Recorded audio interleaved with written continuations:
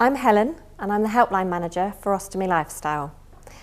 I'm going to use the anatomical apron to explain how our digestive and urinary systems work and how stoma surgery is performed. When we eat and drink, the food and drink travels down from our mouths, down the pipe that leads from the back of our mouth, down through our throat, which is our esophagus or our gullet, into this organ here, which is our stomach. Your stomach is about the size of your clenched fist when it's not doing anything, but obviously it expands when we eat to accommodate the food we've eaten. Your stomach's job is to break the food that you've eaten down into a kind of a mush. So the stomach really is just a big acid bath. Once the stomach's done that, it passes that mush into this very long structure in the middle, which is your small intestine. And your small intestine is the really important bit of your digestive system. It's where all the absorption of your vitamins, minerals and nutrients happens. So it's a really crucial bit. Once your small intestine's done that job, it passes what's left, which is kind of the physical matter of the food you've eaten, plus lots of the fluid that you've drunk, into this structure here, which is your large intestine or your colon. This little bit hanging off the beginning of your large intestine is your appendix, which doesn't really do very much. I think the best way to think of your large intestine is like a tumble dryer.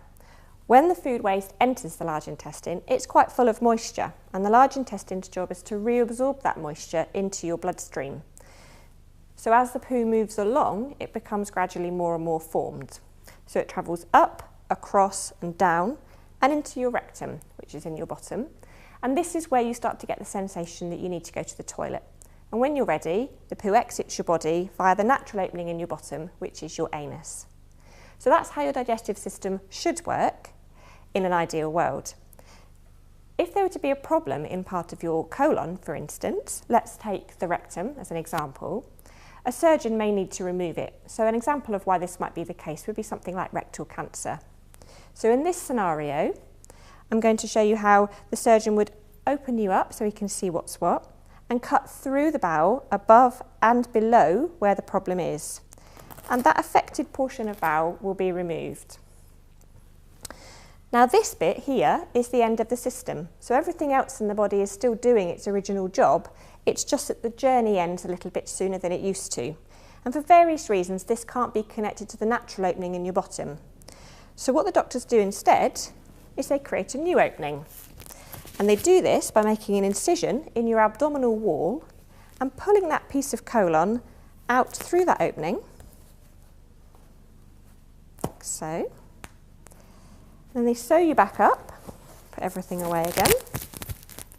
And this bit of bowel, they turn back on itself and stitch it down to secure it. This is called a stoma or ostomy. They both mean the same thing. And this particular type of ostomy is a colostomy because it's an opening from the colon. Normally, colostomies are on the left-hand side of your body, and you would normally wear a closed bag to collect your waste from your colostomy. If I take another example, let's imagine that the whole of the colon is diseased and needs to be removed. Or perhaps a portion of it has been removed and they want to give the bowel a rest while it heals. In these scenarios, they might perform an ileostomy operation. So the end of your small intestine is referred to as the ileum.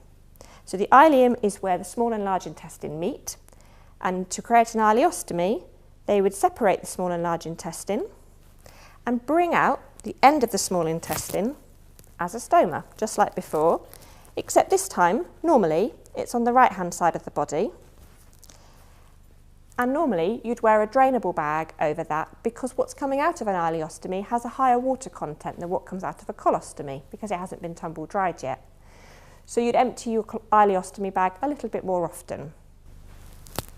Your urinary system is made up of your kidneys, your ureters and your bladder. Your kidneys aren't really in this position. Your kidneys in your body are down here in your back, one either side. Your kidneys are really hard-working organs. They're your blood cleaners. All the blood in your body regularly passes through your kidneys and is cleaned.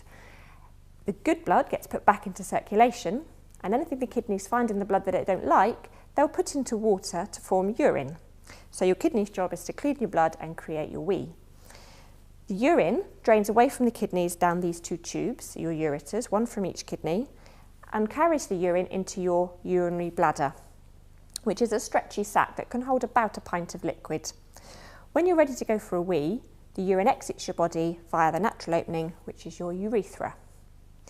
If there were a situation that required your bladder to be removed, most commonly something like bladder cancer, the surgeon would separate the bladder from the ureters.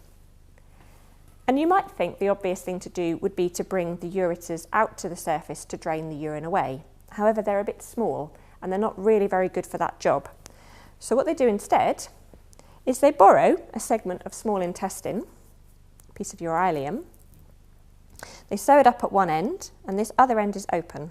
So the kidneys continue to produce the urine as before, which drains down along the ureters and into this channel. And that open end is then brought out as a stoma on your abdominal wall. And this is called a urostomy because it's an ostomy, opening for urine. Most commonly, it's on the right-hand side of your body, and that's simply because your right-hand ureter is just slightly shorter. If there were a good reason to, you could have your urostomy on the left-hand side. You would wear a bag with a drainable tap at the bottom to drain the urine out of your bag as and when you need to.